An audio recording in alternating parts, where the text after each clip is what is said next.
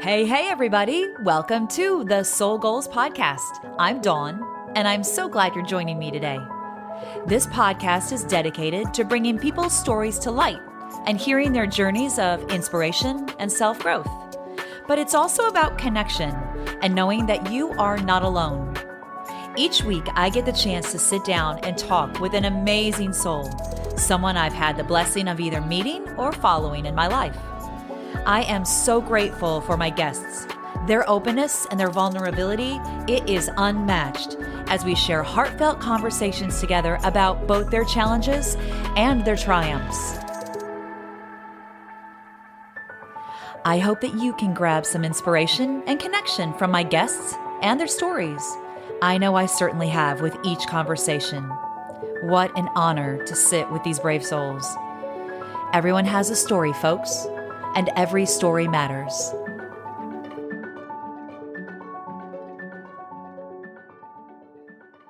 Hi, everybody. Welcome to another episode of the Soul Goals. My name is Dawn. I am so glad to be speaking to a great, dear old friend of mine that I met initially when I started teaching at Hot Yoga in Nashville. He was one of the students there, and he was a gem of a student. Like, I swear, Gunny, everybody in class, like, you were the highlight of class.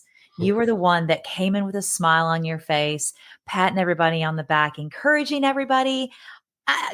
You're a light, and you still are a light. And I am so glad that you have agreed to come on and give us a little bit of your time today and talk about the world you came from as a U.S. Marine. You're a retired gunnery sergeant with the U.S. Marines. Right. And I think it's interesting because before we hit the record, we were talking a little bit about your background and where you came from. Your dad was a lifelong military. He was is the Air Force. Is that what you said? It was the Air Force, but he went into in the military in 1928, Miss Dawn, when it was the Army Air Corps. Okay. And that's way before the Air Force started up. Oh, yeah. That's correct. And then it became, after World War II, then it became the Air Force, and he converted.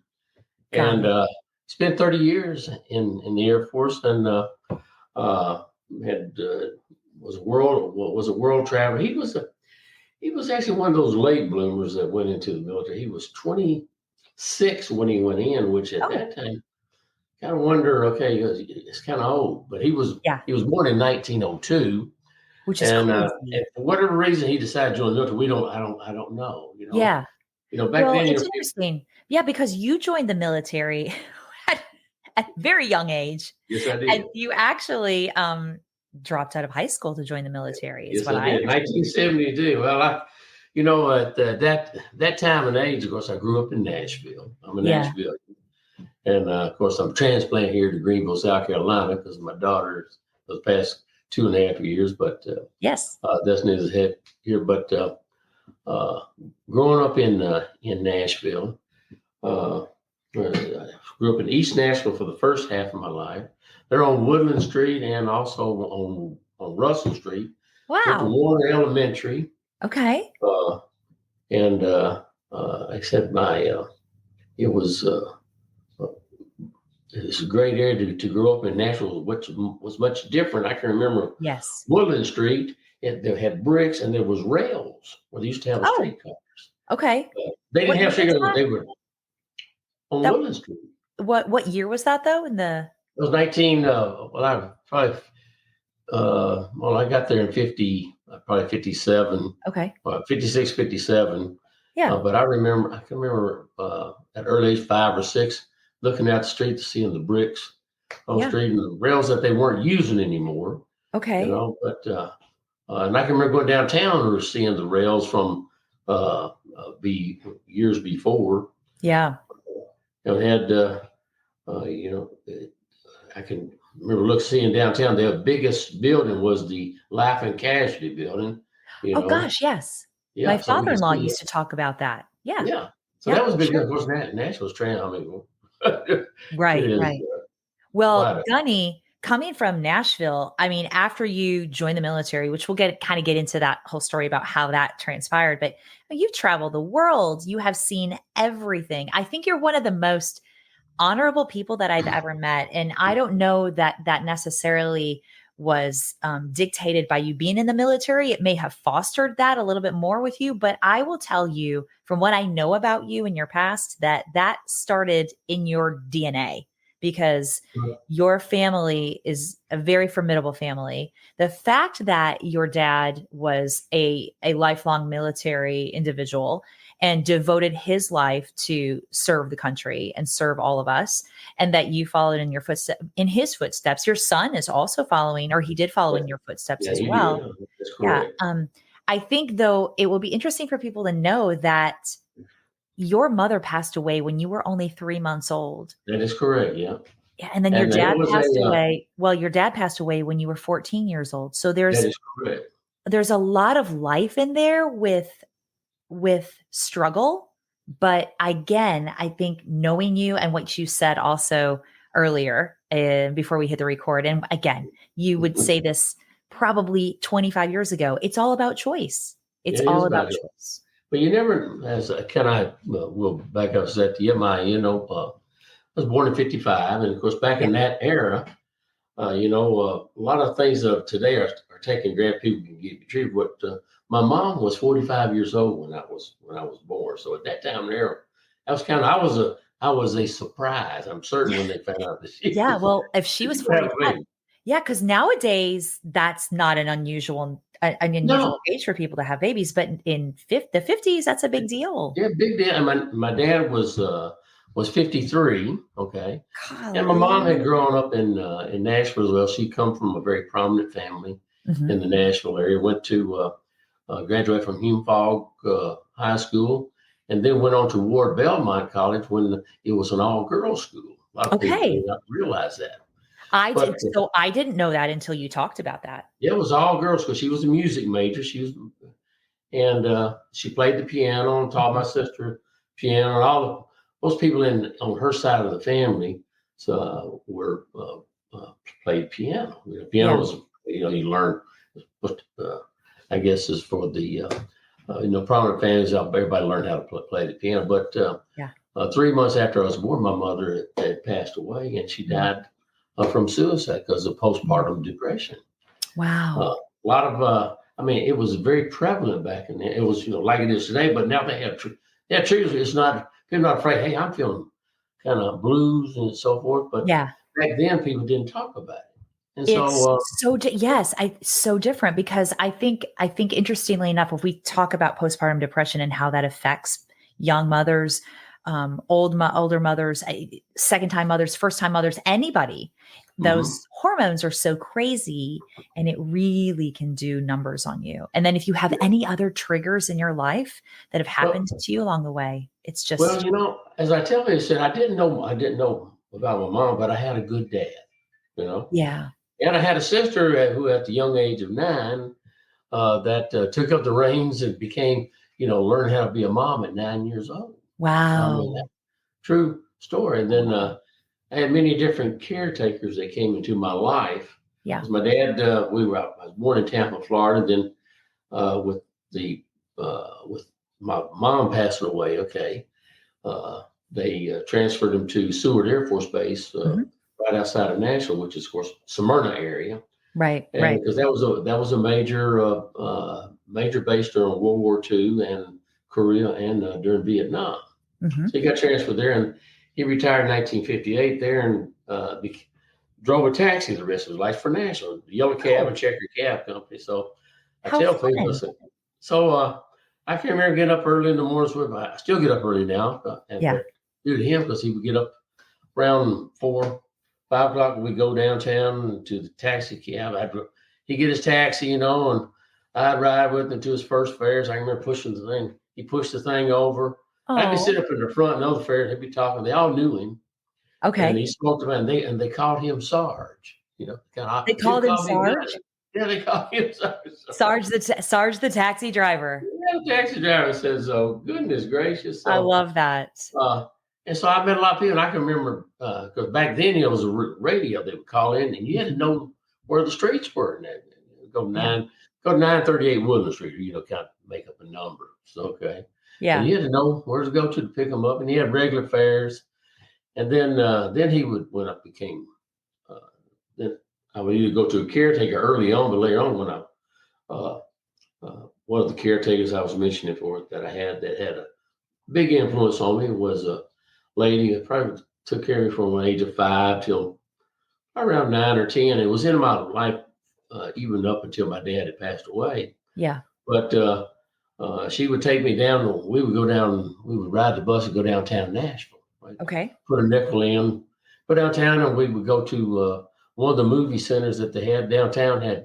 Nashville had, there was 4 different movie theaters. Had 3 on Church Street, the Paramount, Lowe's, and the Crescent, and then on Church Street. I mean on 4th Avenue, there was Knickerbocker. They Okay. had 4 major movies because that's where people went for entertainment. Went Right. downtown for entertainment, went shopping. There were no That's what you malls. did. Oh, So so different. And yeah, as so I think back, like, to the taxi driving, like, now we've got Ubers and all the oh things yes, with, like, the telephones yes and we did. the Waze and the Google Maps and Well, everything. for I don't know if I ever told you, but there for a while, I guess from 2015 to 20 for about 3 years, I drove Uber part time in Nashville. You did not. Yeah, I did. I know got that. bored. I was self-employed working and I had a company in Nashville, but I was around 2016, I guess it was, I was burnt out. Yeah. Just, I mean, because I'm a stockbroker, that's what I do, right? I mean, I'm Okay. sitting there, I got 3 monitors. There's no way I'm just sitting there on the phone or talking to people. I Yeah. was burned out. And I had a buddy of mine say, Gunny, you need to get out of this office. Yes. I said, because I was going to close it down. Okay. Hey, but he said, no, he said, you have to, he said, go drive Uber. So Yeah. what? Yeah, Yeah. he said, you get this phone, turn it on when you want to go out. Yeah. Well, and so I did. Okay. I did. I'd go out on Friday evening. I go Friday afternoon or Saturday or Yeah. Sunday, and I would drive to around 9. I met a lot of different. Had fun. Got over 600, and I would drive them in my BMW. They thought they were getting. Did I order I was that? gonna say, yeah, when you pull up with a nice car, they probably Oh, I thought, did. I had a 535 GT, nice leather. Did I order this? I said no. I'd always tell them, "Oh, this is your lucky day. You get to you get a go in an lucky Uber day. and Gunny in his BMW. He's Well, got a let's big. just talk though, because Gunny in his BMW was not always Gunny in his BMW. No, and I tell people go to Hot Yoga Plus, tell them what places to go to. I knew where to go to. Yeah. Because Yeah. if they want to do things, so. But anyway,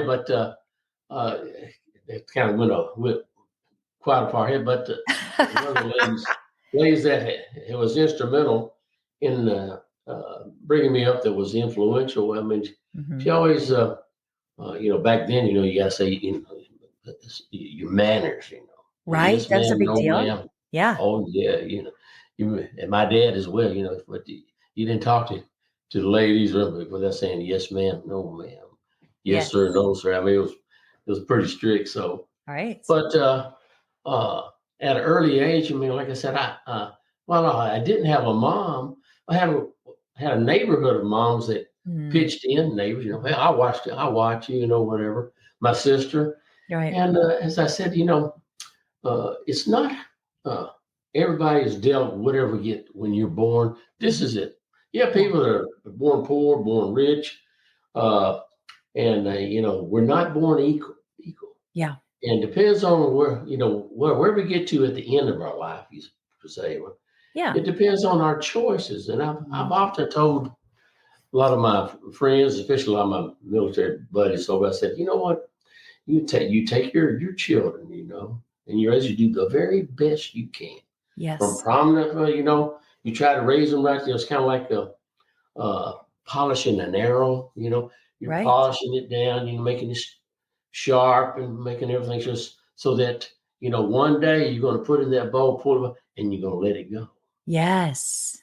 And Yeah. which way the wind blows, and I use that as a prayer because you don't know which one.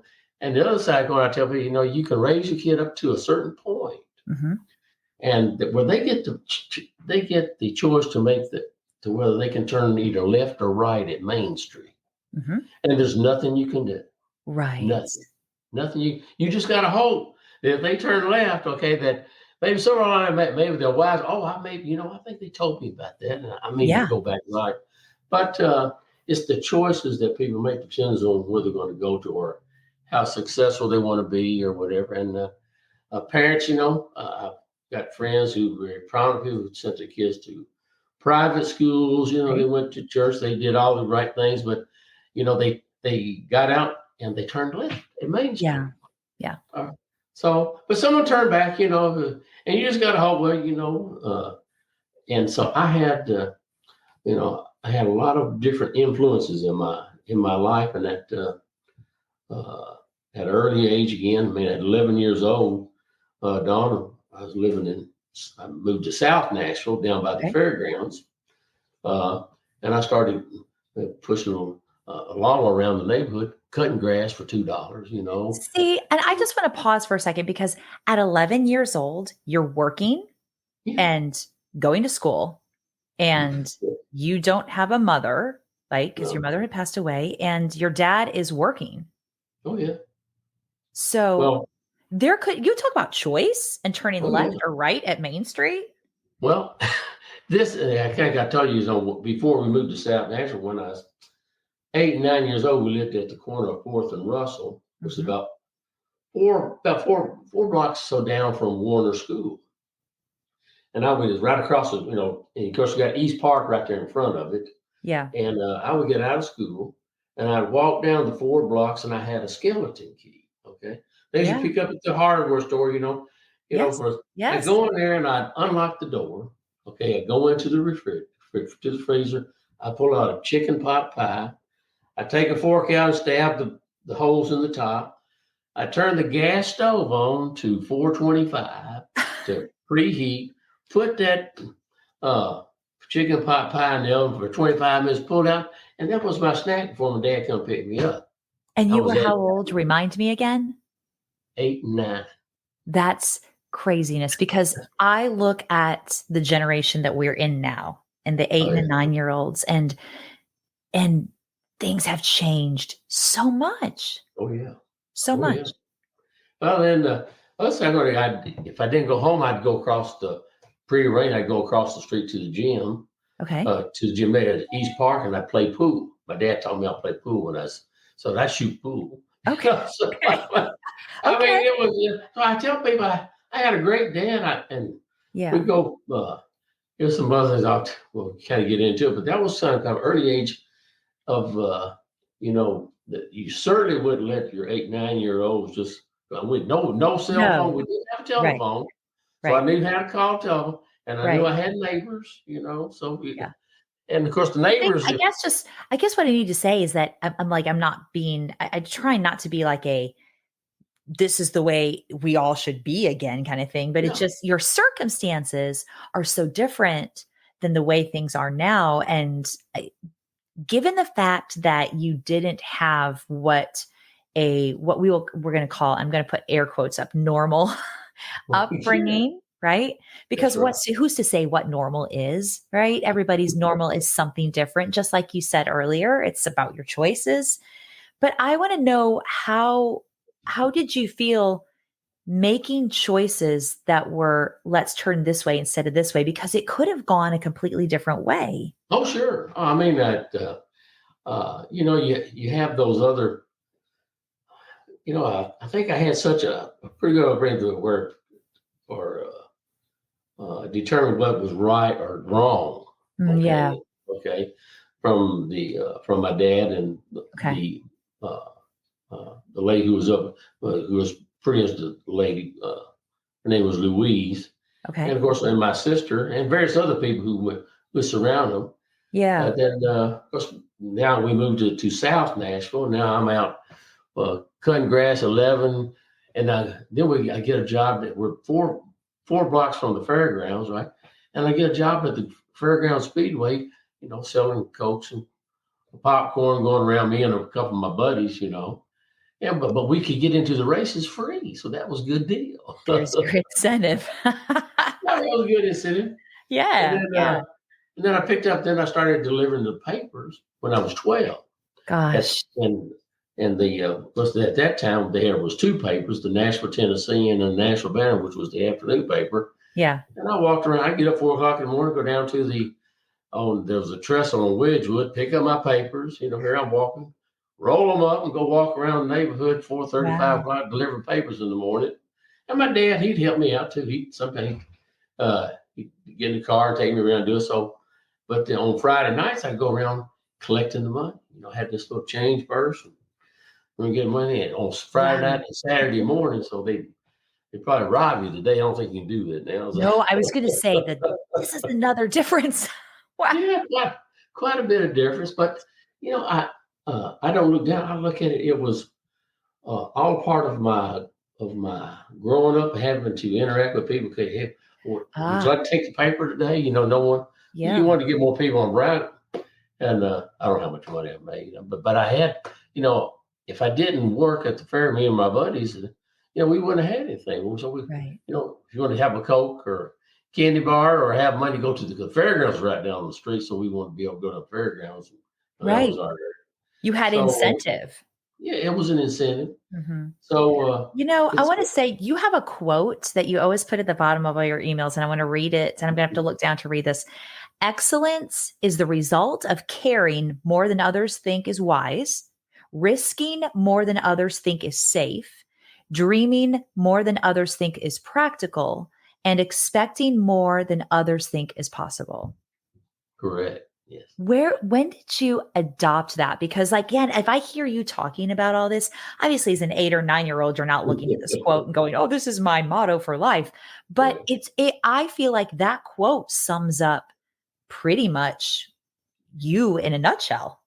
Well, I got that quote. And I'm going to show it to you. I'm going to show it here because when I went into business, as I started, got into business a year after I retired. I retired from the Marine Corps in Got it. 1993. I joined the Marine Corps in 1972, and we'll go back to those. But Yes. I retired in 93, and a year later, I went in.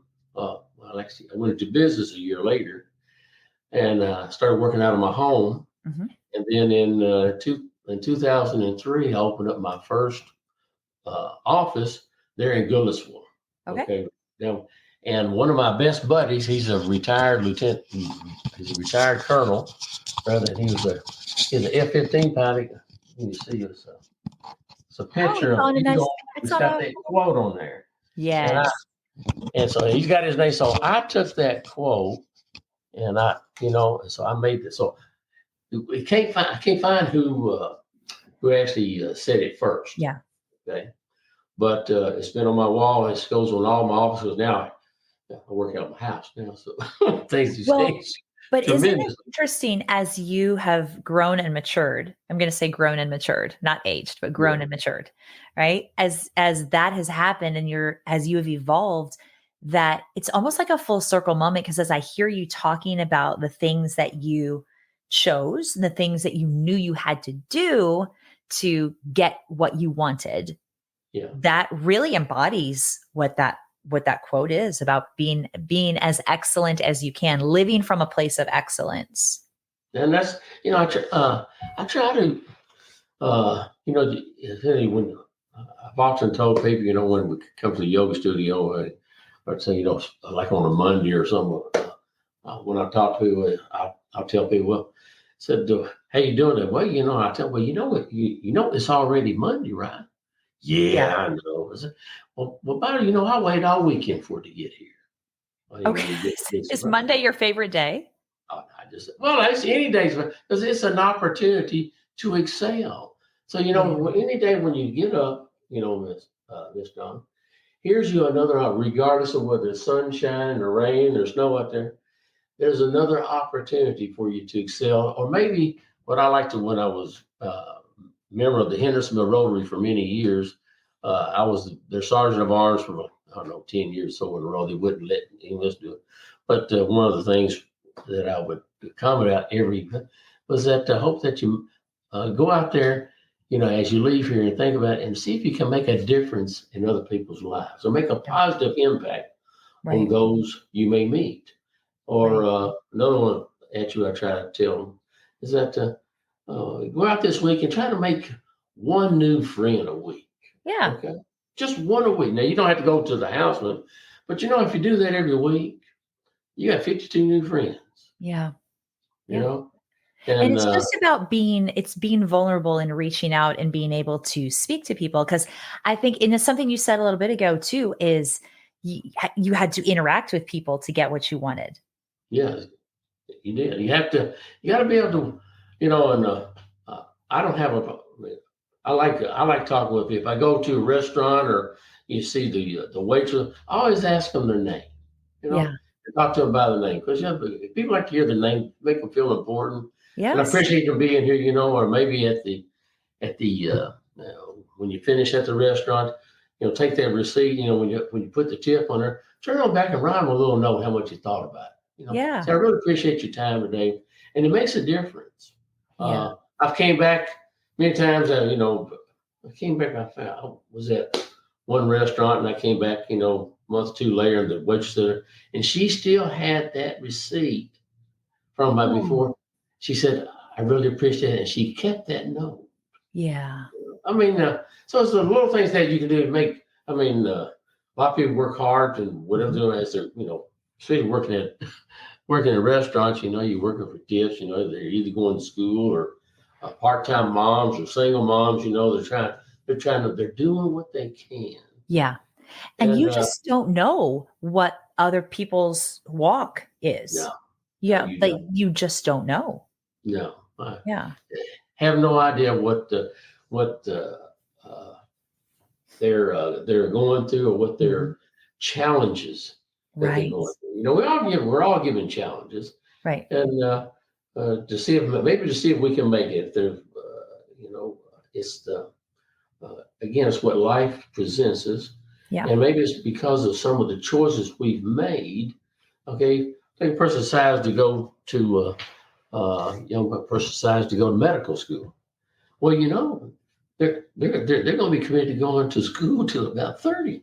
Yeah. Right. They're going to be in school, or Right. and then it's going to be till they're 40 till they start making an income. They got all these other Yeah. things. So it's the choices that they made. So what did they do to get there? What did they Yes. give up? Uh, Exactly. What were your sacrifices? yeah, everybody has some Yeah. sacrifices, and you know, uh, going back to my early days. Of course, I said I was 12 when I started working. At the fairgrounds, and then I Mhm. had the paper out. But then at the young age of 14, my dad passed away. Yeah. Of course, and that was probably one of the more. He was sick. He died of colon cancer. He had Okay. had something that's 100% preventable these days. Yes. Yeah. Go get tested. Yeah. And I do too. Ever since I've been 45, I go, in 3 to 5 years and, Yeah. do the colonoscopy. So, it makes a difference. Right. But at the young age of 14, here I was, what's going to happen to me? Of course, I got Yeah. a sister or whatever. And of course, I stayed with my sister, but I was pretty independent even at 14. And Right. I'd had a job since I was 11, had income coming in, and at the age of, I was 15, I got a job I lied about my age, told my 16 to get a job at the Red Ace gas station Okay. on 12th Avenue South. Okay. So, like, the gas station was the place to work for Oh, you? yeah. That's where you But wanted it to was go? full service. We changed tires and Okay. worked on engines and, Okay. you check their oil and gas and so forth. But a buddy of mine, and I had a motorcycle. My daddy bought me a motorcycle when I was 14. Because you Okay. can have a motorcycle when you're 14 and 10. You Yeah. still can, I think. So I had a Yeah, I think motorcycle. so. And so I went down there and my buddy told me, he said, come down here and tell them you're 16 and get you a job. That's okay.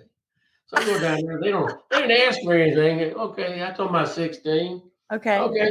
So I went out, started pumping gas, washing, you go out there and you pump gas, you clean the windshield, you check the Yeah. oil, you check the tires, and did that. And then uh, uh, I got an opportunity to go to a new Red Ace gas station on 8th Avenue South, which is across the street from the Crystal right now.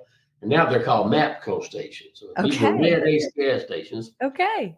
And at that station was the first gas station to try out self-serve gas. Okay. So what happened to your job because you were like full service? Well, yeah, well, so then I went there. I didn't have to change tires and everything, Yeah. but I went because there was a position to do the night shift. Okay, now Okay. I'm 16. Now Wow. I am 16 now. Yeah. Okay, and I You're have a just going to car. school during the day Going to school during the day. I'm going and to working at night. Central High School during the daytime before. Okay, Central High School before they closed down, Uh-huh. and uh, I would work from 9 o'clock in the evening till 6 o'clock in the morning. I got paid $13 a shift. Oh gosh. $13 a shift.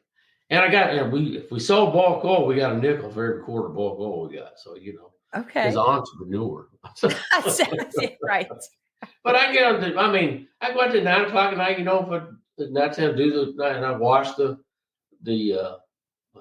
get a hose pipe during when it was low, clean Yeah. the drives, go across the street to Crystal, get me a cup of coffee or walk something to eat and come back. But I'd get off at 6 o'clock in the morning, go home, eat, get on go to school, get out about 2:30, come home, go to sleep, Yeah.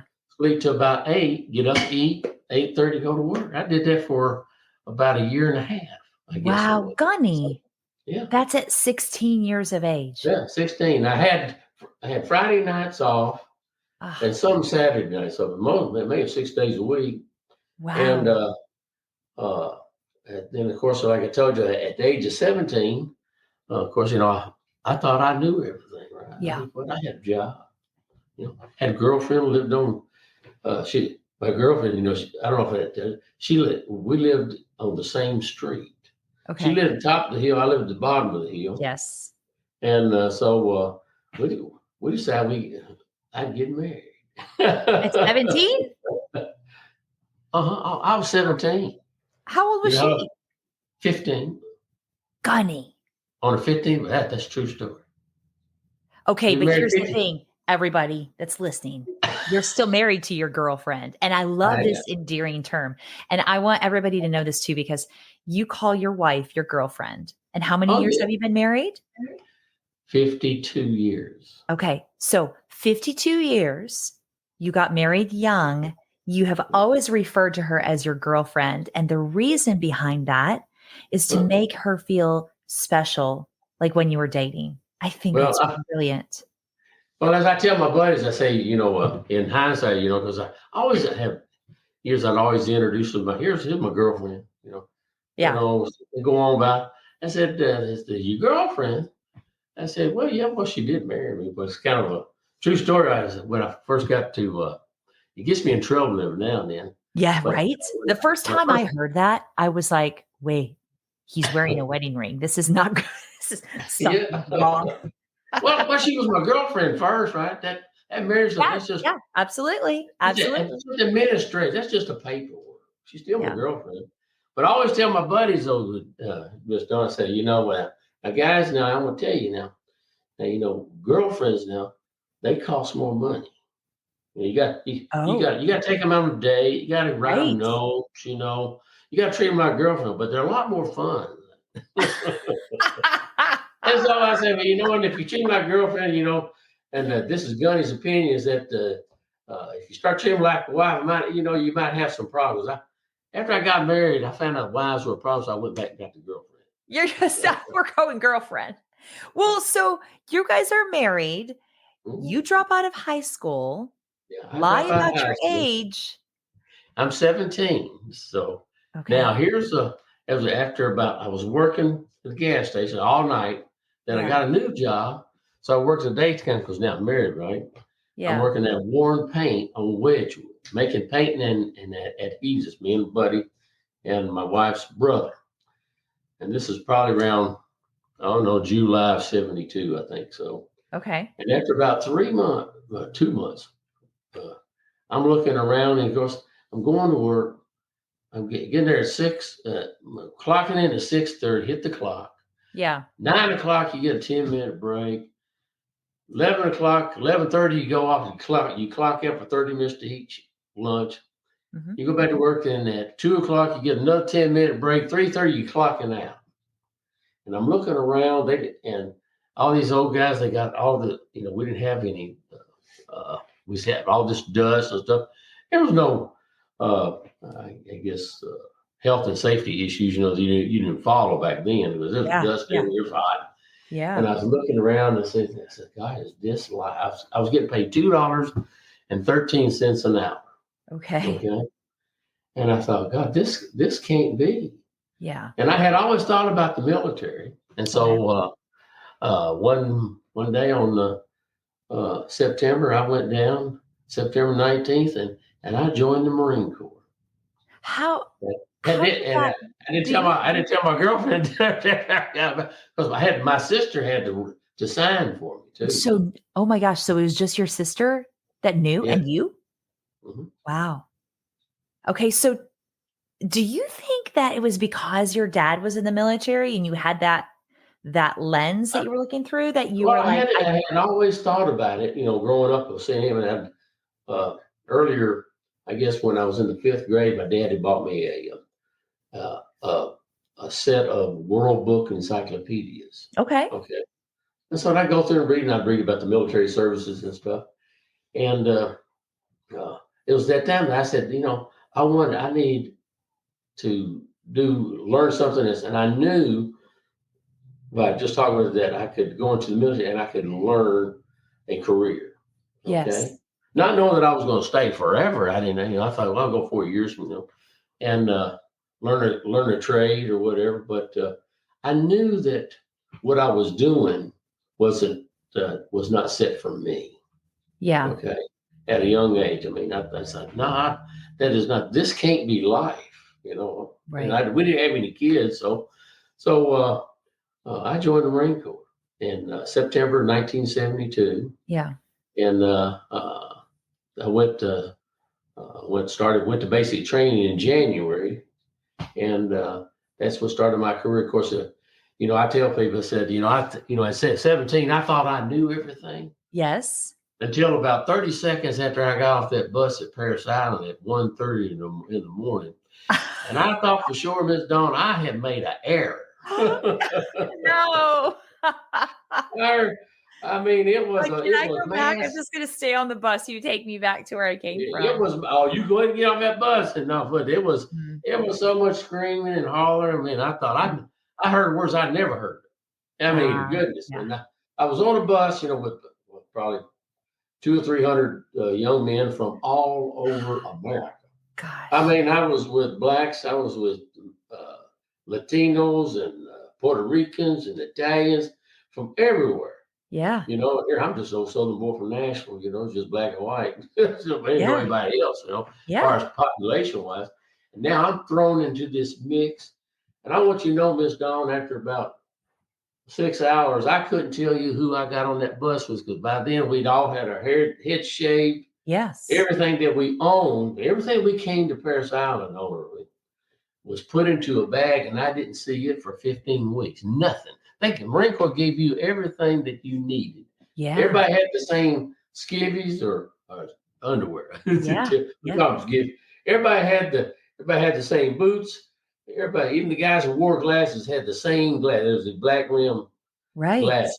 So I mean, everybody was the same, no hair, and uh, we were all in a fog. Yeah.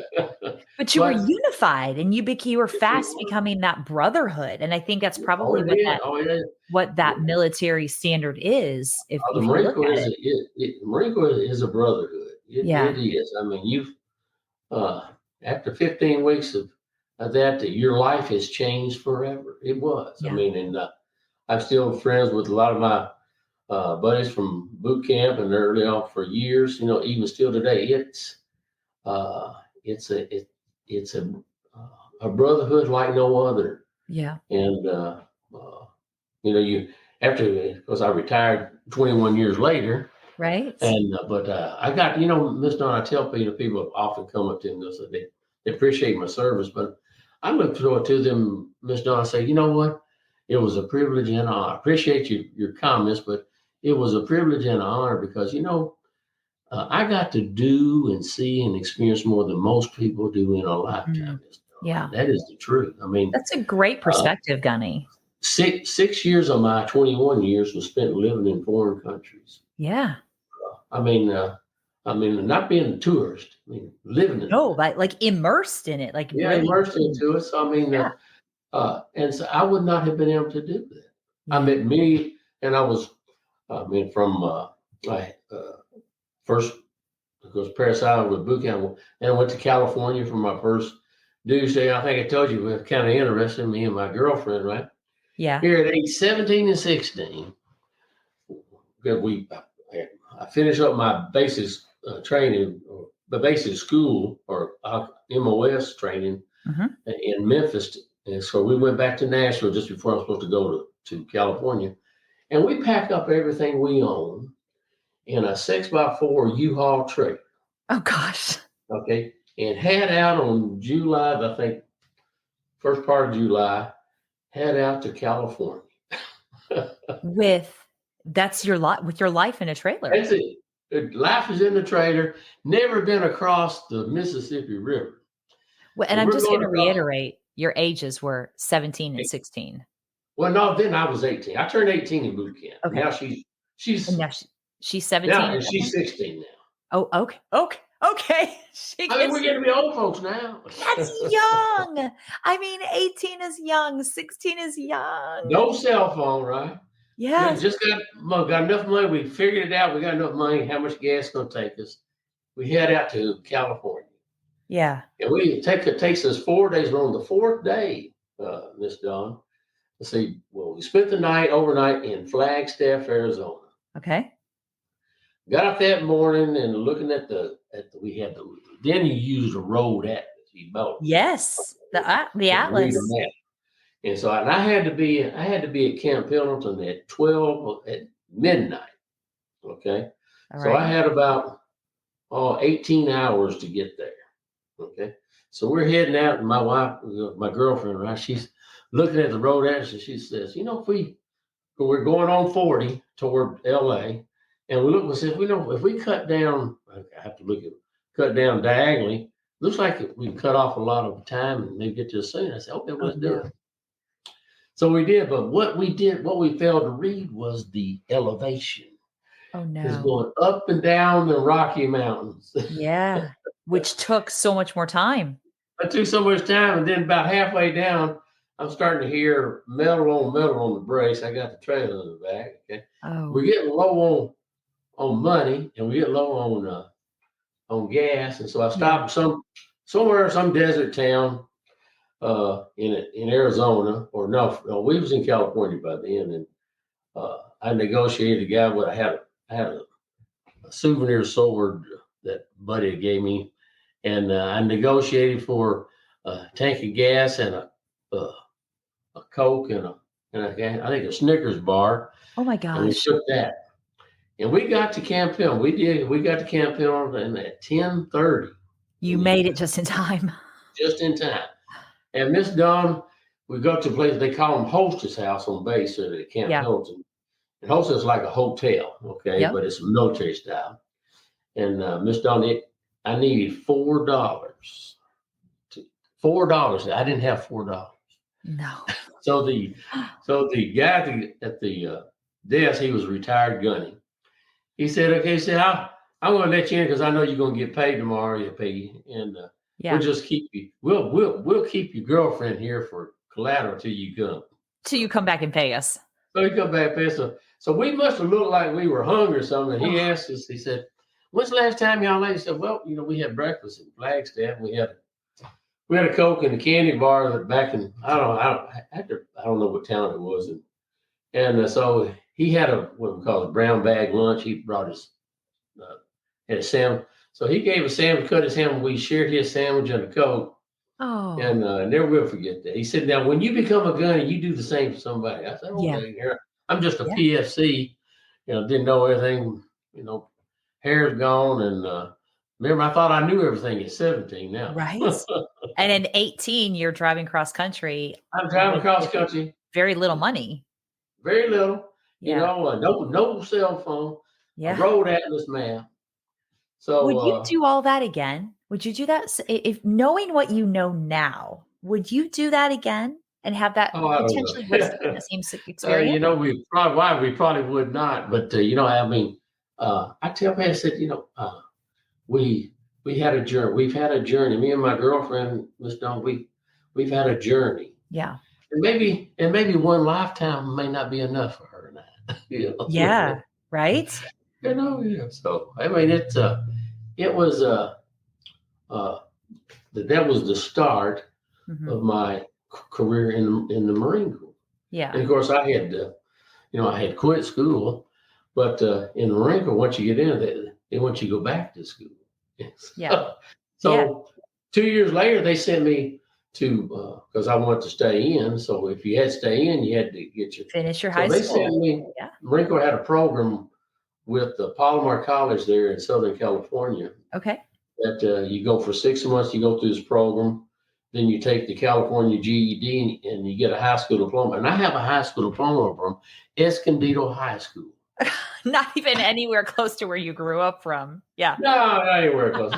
It's on the road, Escondido High School. So, Yeah. then of course later on, then you go. It took me 12 years to get my business degree, but that's another. Yeah. It goes on. But But how long were you you in the military for how many years? 21 years. I Okay. retired in 93 from joined in 72, retired in 93. Six, like I said, I had two separate tours in Iwakuni, Japan. Okay.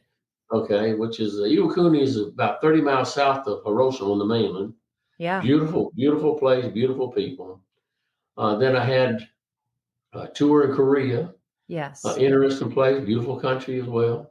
And then I spent 2 tours on embassy. It was back-to-back tours. I was the detachment commander of the Marine Guard Detachment at the American Consulate General in Calcutta, India. Okay. Is I that went there. where the Imelda Marcos? No, I went to Philippines second. Okay. When I was in Manila, I went to Calcutta first for Okay. 2 years. And as I tell people, I'm one of the few white guys that speaks Hindi. आप हिंदी बोल सकते हैं memsa? Wait, whoa. क्या Stop. बात है? What? Said, how are you doing? In Hindu. How are you? Or क्या बात? What time is it? क्या That बात just है? like rolled off your tongue with no effort whatsoever. Oh, when you're immersed in the country, you learn you got to learn. I've been trying to learn Spanish for years, but you go into a classroom and as soon as you leave, you're speaking Yeah. English. Yeah. So Doing it is a big deal. Yeah. India was my most fascinating country. Although Japan is beautiful, Right. very interesting. If you ever get a chance to, I mean, it's a very different society. Yes. I mean, close society, but honorable people. Right. Honorable. They were a formidable enemy as well. World War II. Yeah. At that time, there was a lot going on. I think I told you in India. I mean, it's the largest English-speaking country in the world. India is? India is the Okay. largest speaking. It's the largest England, and they have the most population in the world. Now they surpassed China a couple of years ago. Right. They're they're the only country in the world that has gained its independence through peaceful means. Okay. Okay, they're the only country in the world that hasn't attacked another country in the last 10,000 years. Gunny, that's fascinating. They have these squabbles between Pakistan because the division of the country during, I think, 1948, when they divided the country of India. When the British relinquished control, they ruled it. But I got to go. Went to the Taj Mahal twice. Okay. Beautiful. I mean, I went to the first time there with the advanced security team with Secretary of State George Shultz. Yes. And it's when have you ever heard the story about the Taj Mahal? Yeah. Yeah. And why it was built? Yeah. I mean, it took them 34 years to build, and it was built for his wife who died bearing his 14th child. 14 kids. I can't imagine. 14. I can't believe that. But interesting place. And of course, my girlfriend got to do some. She did some work for Mother Teresa. Remember I told you that? And Yeah. uh, because of what she did for her, Mother Teresa wrote Debbie a little note. Oh. Wrote Debbie thanking her for she did some stuff gather some clothes for her. Mother Teresa was from she operated out of Calcutta. She's a saint there. Yeah. And, so we got to do that, and then of course we were there for 2 years, Mhm. and then I got to take. I was asked to take over if I would take over the embassy in Manila, Philippines, because Okay. Manila, there was of course, Ferdinand Marcos of course, he was the dictator there, Yeah. but he had an incident in October of '83. One of his political adversaries, Benigo, uh, I'm trying to think of the name. Uh, well, he had him assassinated as soon as he come off the plane. I'm having Oh, a yeah. senior moment here. Yeah. Benigo, It's okay. Benigo, but I'm gonna murder this. But he had him killed before he got off the plane, Wow. and that was the downfall of the Marcos regime. So we were there during the downfall. So I took over the embassy in Manila, Philippines, Mhm. in '84, and danced with the Belgians. She came to our Marine Corps ball. She come on. We had not invited her, but we had it at the Manila Hotel, which she owned. It was MacArthur's Okay. headquarters when he came back to the Philippines uh, in World War So II. she just showed up? Oh, she just showed. She came in and she says, "Oh, I heard my American." Well, I'll back up. At the Marine Corps, it was a Marine Corps ball every year during the Yeah. birthday of the Marine Corps, November the 10th every year. There are balls throughout the world. Yes. And so we were planning ours, and the ambassador, as we were planning ours, because of the turmoil that was uh, unfolding in the Philippines, he came to me and said, "Hey, Gunny, I know we're supposed to invite, but I don't know if we ought to invite, you know, President Ferdinand Marcos this year." I said, "Okay," Yeah. so we didn't. Yeah. Yeah. Yeah, Invite my everybody goodness. else but him. So, Gosh. but so we're having a ball. It's about 600 people, beautiful ball, Mhm. and the Melda comes in because we don't turn her down. And she said, "Oh, I heard that my American friends were here, so I wanted to come over and say hello." Now she was entertained. Yes. Okay, so I think the thing that strikes me about the Imelda Marcos deal is the amount of this is such a girl moment. I'm just being such a girl right here. Is all the shoes that she owned. Shoes. That was If I'd amazing. known, Don, if I'd known about them shoes, I'd ask her because I did get to dance with her, and a couple of my Marines got to dance with. So I would have asked for them shoes, but I didn't know they was going to be that famous. It's a big deal. Her shoes were just about as famous as she was. Yeah. Oh man, she was an entertainer. She sung, she covers. She was an entertainer, beautiful woman. Yeah. For her time, and but it was his downfall. But Yeah. that was a interesting tour because I left the Philippines and came back to the United States in '85, Okay. and went back to Japan in '88, and then came out. And of course, went to the Gulf War, and the first Gulf War in 1991. Went to Saudi Arabia, Kuwait, Okay. and but I had a colorful career, but Yeah. I stayed 21 years. I tell people, well, because you can retire back then, you could retire at 20. Yeah. But Miss Dawn, I stayed another year so that my oldest daughter could graduate from the same high school that Oh, she just stay. started. Yeah. Yeah. Oh. Yes, she did. No. And of course, Well, I told you about my kids, right? I got my three. I got to yes. tell you about that. So with my girlfriend, because we have three children, Mhm. and I have one daughter, she's 48, and another daughter, who's 40, and I got a son who's 32. Okay. And here's the story I tell about my family, Miss Dawn, is that uh, they're all 8 years apart, as you realize. Okay. Yeah. Okay. Okay. Very specific. They were all born in a leap year. Okay. Oh, We were married in the leap year before the first one was born. okay. We had one born in the '70s, one born in the '80s, and one born in the '90s. Okay. My oldest was born in California. My middle daughter, she was born in Manila, Philippines, and she's the only green-eyed blonde Filipino I know. And my Right. son was born in North Carolina. So, Miss Dawn, we have time, distance, space between each other. But Yeah. a lot of my buddies, they ask me, say, well, how'd you do that every 8 years? Was that planned? I said, no, only the first one was planned. The Right. other two were nice surprises from God. God figured we need to have something else. But I told some, I tell them, I said, well, it was my first career. I was in the Marine Corps. I came home 3 times. Yeah. She says I left 3 times, but And she don't that's like it. when it happened. She don't like it when I say that. No, probably not. I don't doubt it. Yeah, she don't like it. When I say it. But I get a good laugh out of it. So Yes. I have Well, fun. I want to go back just for a second back to the Gulf War, because I think for a lot of the listeners, they will relate to that time frame and that period.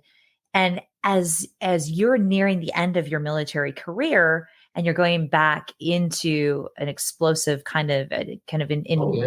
yeah, an explosive area, if you will, or kind of an irritated area. Tell me a little bit about what that was for you, being more of a leader in that military sense of the word, and Well, having seen so many different things with the people that were coming into the military, thinking about like you were 18 years old, and how mhm. that was. Give me a little bit of that snapshot for you in Saudi Well, Arabia. it's because you train for all that, but during the whole time when you're training for maybe any actions that you make, and training really kicks in. Even going for now we know we're going into a situation where we're going into a wartime action, Hmm. and you get to I tell people you get to we got to see and experience, I guess, the best that mankind can do, but even the worst that mankind can do to each Yeah. other. I mean, it really it has that effect on us, especially like a young guy, something who have been in combat stuff. It uh, it changes. I mean, it gives you another perspective, and you just got to. I mean, a lot of people deal in different ways, but uh, I, my main occupation when I was in the Marine was in the crash, fire, and rescue division. Okay. That's what we did. Go to aircraft crash, and I'd been to crash, but some people say, well, why didn't you do that when you got out? Go work for a fire department. There was an incident in Saudi Arabia where we were responding to a mass casualty. There was a C-130 that had crashed. Hmm. It was about 10 miles from our camp, and me and my crew, we responded to it, Okay. and we pulled out 107 bodies.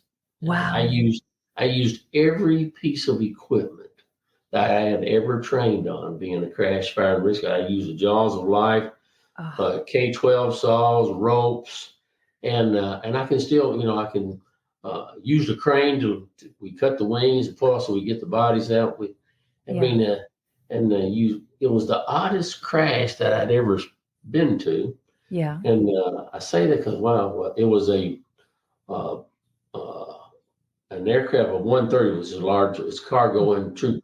They had troops from Syrians. They had been on their pilgrimage to Mecca. The war had been over. It crashed because of the oil well fires that were started by Saddam. He started oil fires to block, and it was, I mean, daytime it was dark. We had to use Yeah. our headlights because of the smoke, and the smoke had obscured the field, and that's the plane, for whatever reason, it pancaked, it Okay. stalled low, and but it was Wow. odd that there would be one charred body in a seat, but right next to it was an unscathed Koran Bible.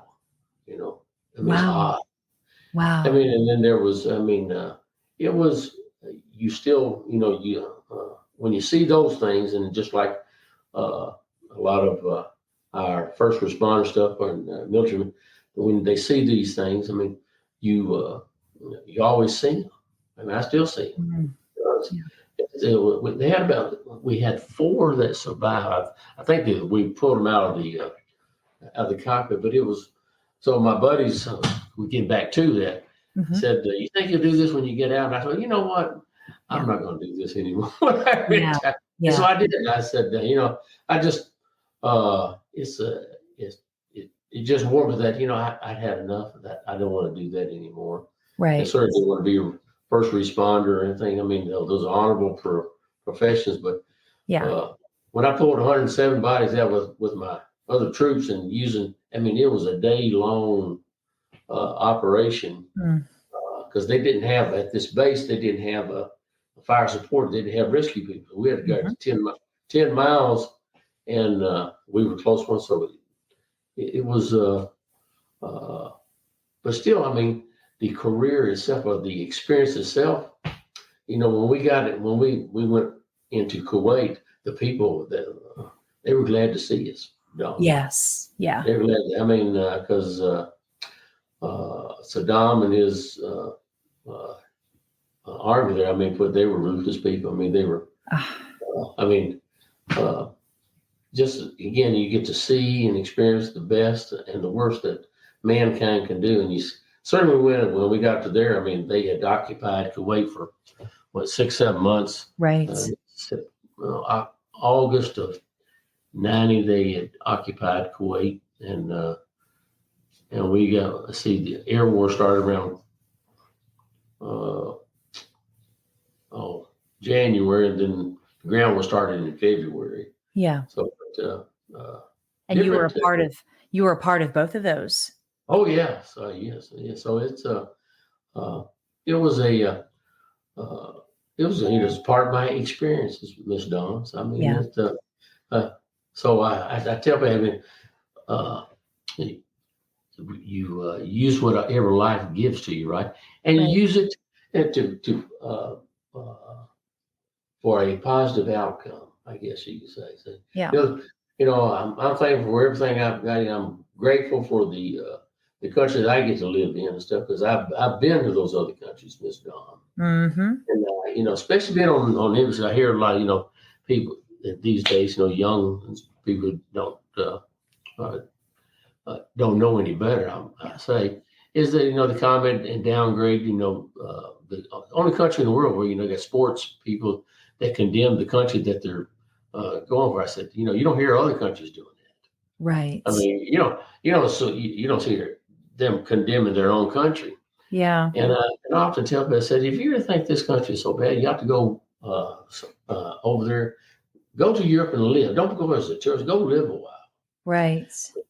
And Because I really can, see what it is. Yeah. yeah, because I can tell you when I was on embassy duty, is I can tell you every morning, well before the consulate doors would open, okay, that there was a line of people out there Okay. waiting for the doors to open so that they could come and get a visa. They were trying to come to America, Miss Oh, Dawn. wow.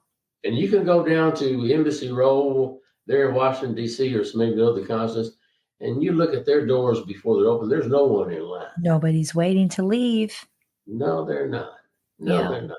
So when Wow, I hear that's a really people, great perspective. Yeah. when I hear some of the those who Hollywood types say they're going to leave America, I say go ahead. Yeah. Or some of our sports players who get paid, they get paid millions of dollars to play a game, Yeah.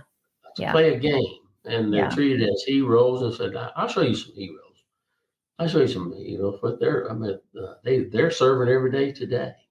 They're Yeah. out on our streets. Our law enforcement, our firemen, our military. Right. Those first responders. Yeah, Yeah. that's exactly right. So I mean, and they're not playing the game. They get paid a whole lot less. Yeah. Yeah. Yeah. So It's the sacrifice. It's the stuff that you talked about a while back. It's the choice, and it's making those sacrifices for something outside of yourself. yes, And I guess and that's what like the military has always stood for. And if I think about the people that have then lifelong military had lifelong military careers like you have, I just look at your frame of reference, your perspective as a whole, and it's extremely valuable. I think we can learn so much from the different opinions and the different oh yeah, experiences that we have that all of us can hear from it yeah, from each other. But knowing what your choice. I would just go back to what you've like the theme of this talk, this choice. It's choice. It is choice. Yeah. It is a choice. And, uh, again, we're all, when it comes to our life, we're all presented when we're born on this earth. Here is the table that we've been given. Mm-hmm. Okay. Here's the table. And what we build on that table going forward, whether what our parents give us and the decisions that what we decide to put on that table or take off will make for what we're going to do down the road. They talk about, we'll go back to the sports people. I mean, I take a sports person, football player, what pro. Well, Yeah. they made sacrifices too. Well, Yeah. they Absolutely. played football. They did all stuff, to become an expert, Yes. and that's what it led to. So, okay, great. Yeah. Yeah. So there are a lot of those, but it's I've had I had a colorful career, Yes. and I had a colorful upbringing, and not the norm. I mean, I often, I tell my kids, I say, having a mom and a dad, I said, you got to be. I mean, Yeah. you got to be fortunate. So, Yeah. I mean, having a mom and a dad, Yeah. because I mean, I didn't know what it was like to have a mom. That's the thing. Yeah. Yeah, You didn't know any different. No. Yeah. And so I say it's kind of nice, and I often think about a lot of single moms, how they Mhm. get by. I don't know how they do it. For Yeah. one, because they're both, or single dads too. Single dads, Right. it takes two, Mm-hmm. but then, well, we say it takes two, but then you know what? You can do it with one, but what did my dad give up? Or what? You go to sacrifice. Yeah. Yeah. And uh, it's I mean, kind of, we've got other leaders like that we've had, and Mm-hmm. Andrew. A lot of people don't know Andrew Jackson. His Yeah. his dad died before he was born. Okay. Okay. His mom died. Okay. Short short after she had got him and her. Well, Andrew Jackson and his brother. They had been captured by the British. Okay. Mm-hmm. And she got him out, and then she went off and was a nurse, but evidently she caught some kind of disease. And of course, at the age of 16, and his brother died too. His brother died they were from being he had got some with the two British. Because the stories is when they were in the British camp, they caught some disease or whatever. Right. His brother died from it, and Andrew Jackson didn't. Right. But look where he rose to. I mean, he self-educated. Didn't have any. There's stories like that abound. Yeah. Yeah. I mean, they're everywhere. If you turn over a rock, there's somebody that has, and that's the thing I think about the podcast is that everyone has a valuable story and a valuable path that's gotten them to where they are. Whether your perspective on that path is good, you label it good, you label it bad, you put a label on it. I like to look at it. It just is what it was. It is what it is. It is what it is. And to take what and make the best of it, and try to turn it into a positive attribute. Make a positive difference in what you've been given. Yeah. And and I mean, certain people, it may be hard, but life, it's not supposed to be easy all the time. I mean, goodness. Right. Sometimes you have to work at it. You have to work at it, and you have to go through it. I was just having this conversation with one of my daughters the other day. It's like, the thing in front of you is not going away. You can avoid it as long as you want to, or you can just get straight with it and go right through it and do the work. Make a decision, okay, go forward. Yeah. And if it's the wrong decision, you'll soon find out. Yeah. And if it is the wrong decision, I think the beautiful thing about that is that you can back up and do it differently, or you can learn from it and make a different decision if you're faced with that situation again. Well, a painter may start off with a paint and then say, no, this is not right. And he starts from scratch and he starts over again. Yeah. Yeah. So, Yeah. good is gone. What do you think is your biggest blessing in your life so far? What has been your biggest blessing? If you had to put a, hey, this is it kind of label on Uh, it. uh, the biggest blessing I've gotten many, like I say, between having a great family, got a Yeah. great girlfriend, great friends, uh, and I think that would be my greatest thing would be having uh, many friends. Mhm. Because I mean, you can have a lot of things, but if you don't have friends or uh, have the opportunity, you know, of the many things. I mean, I think about this. Is there any one thing that I could point to? I had a great dad. I Yeah. had a good dad. I had a good sister. That did her best. I think at different times in our life. Okay, Yeah. we have these things that. Of course, I got three great kids, and great grandkids, and I got my oldest daughter who's here. My other daughter's here too, but she's back on the sailboat. She's our gypsy. Remember I told you Okay. back on the sailboat now. They just don't go around stealing stuff that I know It's of. just different, right? Not your technical but gypsy but anymore. I do. I get to do yoga with them. On Yeah. a regular basis. But I still, I think I told you they got me doing yoga about 20 years ago. Yeah. Yes, they did. And we're They glad that did. they did. That's how we Yeah, met. I am too. 'Cause, well, when they came to me, first they said, "Hey, Dad, won't you go to this class?" I said, "Oh, okay. What is it? Yoga. Yoga. Wait a minute. Wait a minute." I'm not doing yoga. Well, I'm I certainly said, glad that you did. "Oh, Yeah. I did. Well, I told her, I said, well, I've been taking him to the gym with me and all that. So I said, well, what else could they do to me? Here I was a retired Marine. What else you gonna do? So I go, and first couple of class I was the only guy in there. You're right. But I found out that I liked it, Yes. though. And it's very healthy, very Oh helpful yes. all Well, on they all levels. introduced me to yoga, but I introduced them to hot yoga. That's my. It's a whole different ballgame. That hot yoga is.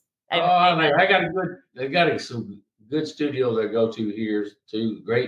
Great people. Of course, get to do it with my daughter. That's even nice. Yeah. And we got to do Well, it with both of them when they were here, but now it's just me and Christy, my oldest. But it just uh, sounds like that relationships have been so formative for you in your life, and such like that's a big piece, just as much as choice has been a mhm. big piece in your life. Those relationships have been a big thing. And I just want to go to another step and say that it's not others forging those relationships with you. It's you making a lot of those first steps to Oh forge yeah. those relationships, which is something that I don't know that our generation we're currently in has that confidence and that ability to really reach out and I do. know it's because they're on their machines. They're afraid to Yeah. talk. I find it sad. Uh, Yeah. I was in Hendersonville last month. Me and my girlfriend was there doing some business, visiting with family.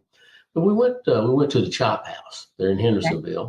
It Uh-huh. was on a Sunday, and there was a birthday party they was having. They had a big table strewn together, and probably I bet 20 people there. Yeah. They had a birthday party, and most of them was all on the phone. Oh, And I thought, what? If they're here for a birthday party, they sang better, but they got back on the phone and says, they should take the phone, ever put the phone away, put the yeah. machines away, Yeah. and talk to one another. Is there Yeah. someone else on there that you would know? There's 20 people here. And Yeah. you know what? And I do believe that it is hard for some reason that our young generation is having a problem just reaching across and talking to one another. Well, they can't. They can't talk to one another because they're afraid that they're not going to have the same opinion. We're afraid to talk to each other because they don't have the same opinion. Yes. Yeah. If we have different opinion, we can't talk. Well, no, you talk. No, you You can have absolutely. a Yeah. different opinion. Yeah. I That's mean, where you learn and that's where you grow. Yeah. there you go. Yeah. You may manage to come to something in between. Right. Uh, but now we it's become such a polarized.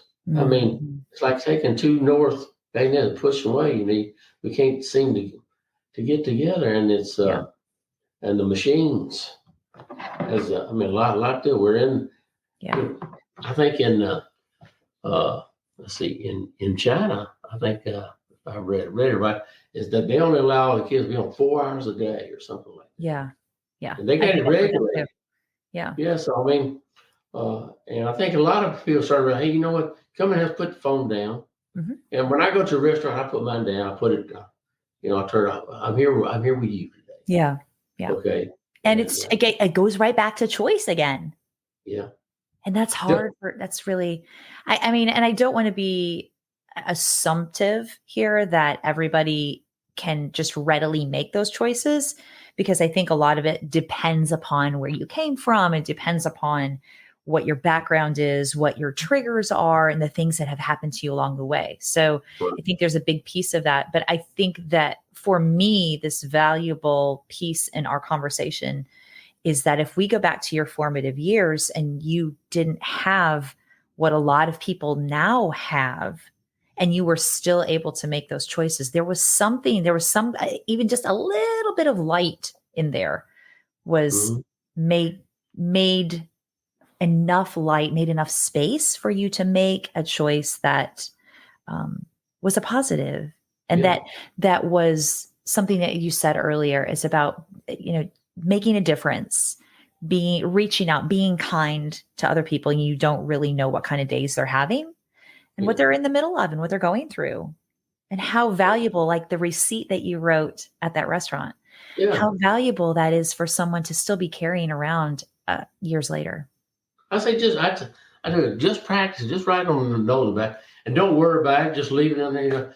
I really thank you for your time, Yeah. and you've been you've made my stay great. First time stay here, or whatever. Yeah. And I got there because I remember I asked her what their name was, and it's on the ticket. And leave it, but uh, I try to do that on a regular basis. Get right on the back of the receipt. Say Yeah. I appreciate. A lot of times they'll write on thank you. Yeah. Or thank you. It's Yeah. a pleasure serving you. Well, I write them back. Okay. Yeah.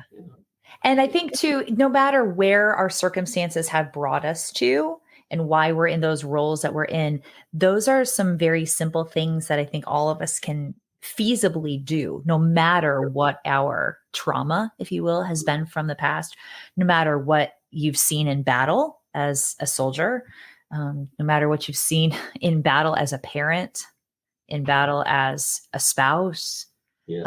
in everything, in any role that you're in your life in. Yeah, for sure. Well, I've been we've been married for 52 years, but it wasn't always a honeymoon. We had Yeah. struggles and challenges, just like any couples do. Yeah.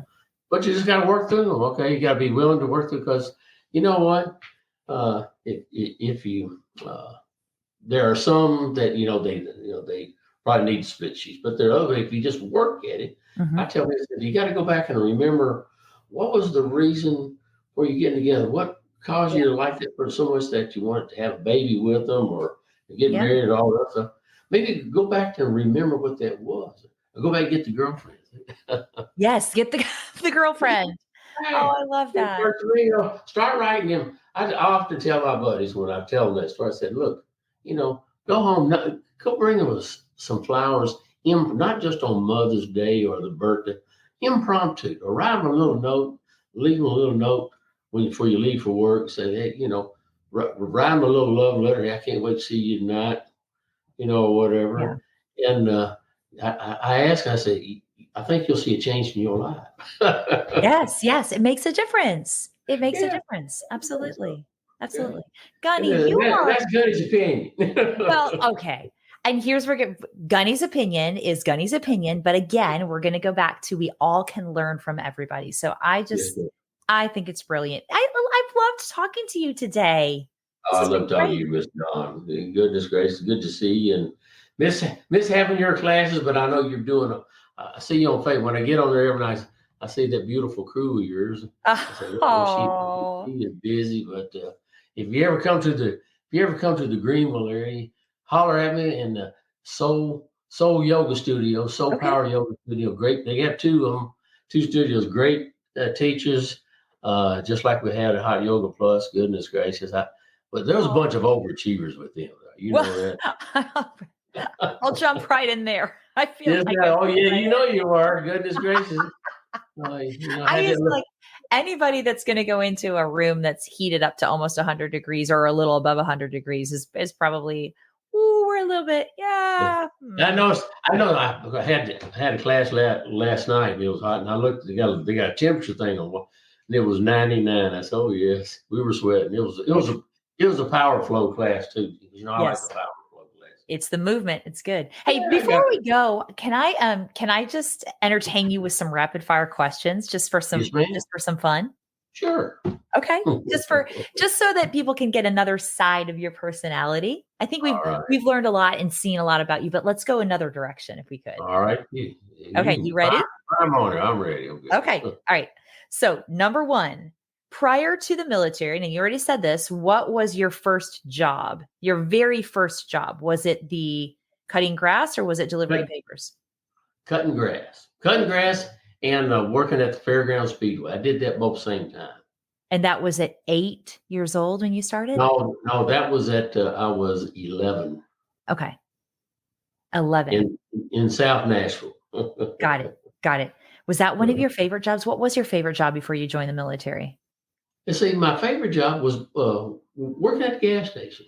I Okay. really enjoyed it. Yeah, because I learned how to work on cars, and you meet people, Yeah. greet people, and let their names know you washing their windshield. You let me check your oil, check your air filter. We would change the air. We did a lot of stuff before. Check their tire. Well, you need a new set of tires. I'll get put a new set of tires on. That's So crazy. I can still, a flat tire. I still know how to do. I can still plug a tubeless tire. I've done it many times. There you So go. it was it was a good it was a good trade to learn at an early age because you interacted with people. I often tell people, especially young kids, a good first job is working in the pub, working at a McDonald's. I think Yeah. uh my see Christy, she started working at McDonald's. Okay. Okay, that was one of her first jobs. Yep. And Heather started working at Baskin Robbins. That was one of her first jobs there in Henderson. So it's working, interacting with the public. That'll teach you a lot. Yeah, buddy. I Yes. remember having a gig that was in retail and oh, oof. And I did tell you, that I did tell you that when I came, I had learned how to bartend in Calcutta, India. And when Okay. I came to the United States back in '85, I started moonlighting as bartending Yeah. there in Eastern North Carolina until I retired. And when I came back to Nashville in '93, I worked as a bartender Okay. until I All right, figured, Gunny. I was lost when I first retired from Marine Corps. Yeah. I was 39 years old, and I'd been in the Marine Corps for 21 years, and Yeah. the hardest decision I had to make after I retired the next morning, I had to decide on what I was going to wear, Miss Dawn. I had a uniform of the day. I had to go shopping Yeah. for You're clothes. like, I don't have any clothes. What do I do here? Yeah. What do I do?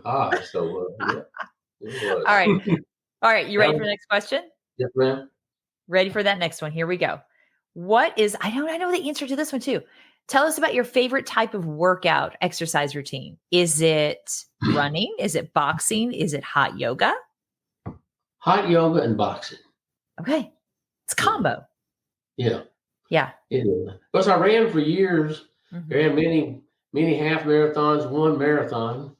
Okay. I ran, I think 2002. Me and two other buddies, man, we ran the Music City Marathon there in Yes. Nashville, and that's Very a tough hilly. course. That's a tough course. Yeah. Very And hilly. I remember we had trained in the winter, and I had icicles on my beard. It was dark then.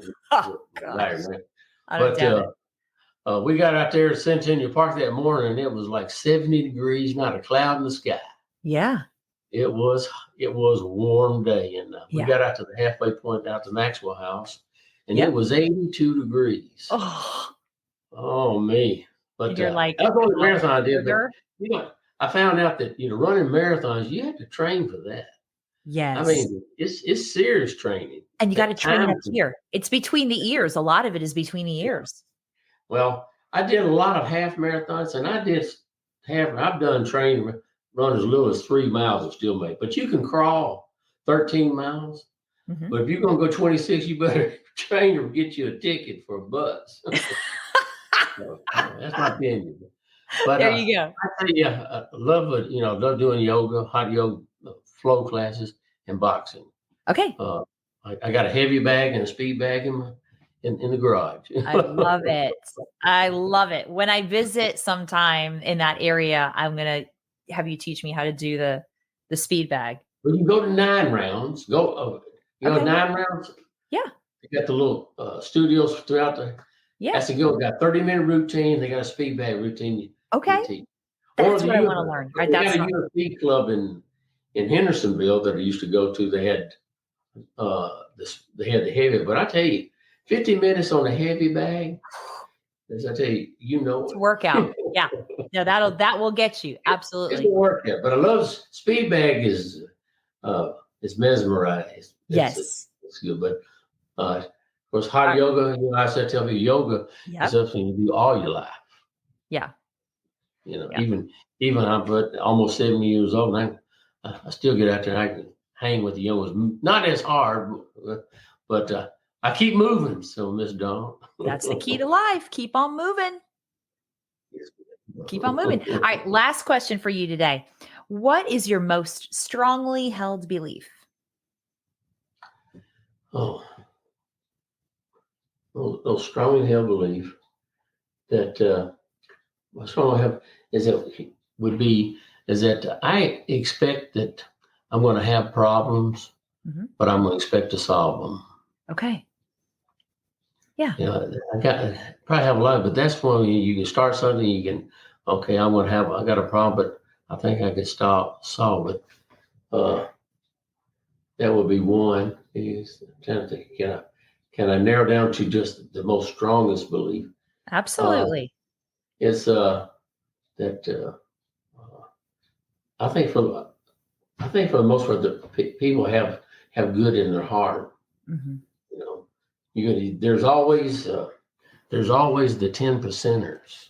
Okay, there's always Mhm. 10% of a society that doesn't want to be nice, or they don't want to conform to rules or guidelines. Or whatever. So I already know that I'm going to come up with there's going to be 10%. So Yeah. uh, if I come across somebody, well, I'm glad I got rid of that. So my next 9 people I'm going to meet are going to be nice or whatever. Okay. So I mean, a lot of different. I mean, I've had a lot of influences, Mhm. Miss Dawn, to characterize maybe my belief system, or Mhm. I do need to try to make a friend every day, or Right. make a Right. new You friend said that. every Yeah. week. It's a good, Yeah, I like that one. Yeah. and Reaching out. Yeah. yeah, got to reach out, and you got to be willing. When you go to the restaurant, or you go to or something, ask the person their name. Yeah. What's their name? Or like when I'm in a yoga, right when they get get ready to do hot yoga. Sometimes I like we get mat to mat, and I tell them this. So if I don't know, so I ask, well, what's your name? We need to know who's sweating on each other, right? Yes. Get to And I know those always, people. yeah, and I always tell them is that, say, if you need to flip your dog, you can always use my mat. Don't worry about That's perfect. it. Perfect. I love it. Oh, Gunny, you are awesome. You got to break the ice, So be willing to approach them. If they don't want to be approached, you'll know. But then the ones that don't at first, I work on them. Like, I'm not giving They- up. Yeah, keep on, and eventually you get a smile that that you've broken through. Yes. Yes. I love it. Uh, Gunny, so good. So good. Thank you so much for all you're of your welcome. insights, for your story, for sharing parts of your life that are so, so beautiful, and your philosophy, your perspective, your MO on excellence. Okay. I Well, love I it. appreciate your time. Good to see you, honey, and Oh, yeah. best with your podcast. Love listening to you, and if I can be of any help, you have my number, and Well, you're awesome. You and that crew of yours. You got a beautiful crew. Give my best to your other half, I will. and you tell them Gunny says hello. I will. And Thank if you, you put, Gunny. Have a great day, okay? all right, take care, Miss Dawn. All right. Thanks, man. Thanks so much for tuning in today, guys. If you have an idea for an interview or you would like to share your own story, I would love to hear from you. Send me a message at dawn@thesoulgoals.com. If you enjoyed today's podcast, I'd love for you to leave a review and to consider following and subscribing to the show. With weekly releases, there is always another interesting story to be heard.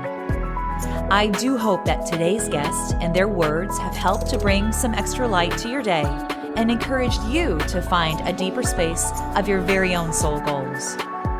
Until next time, friends, remember that everyone has a story, and every story matters.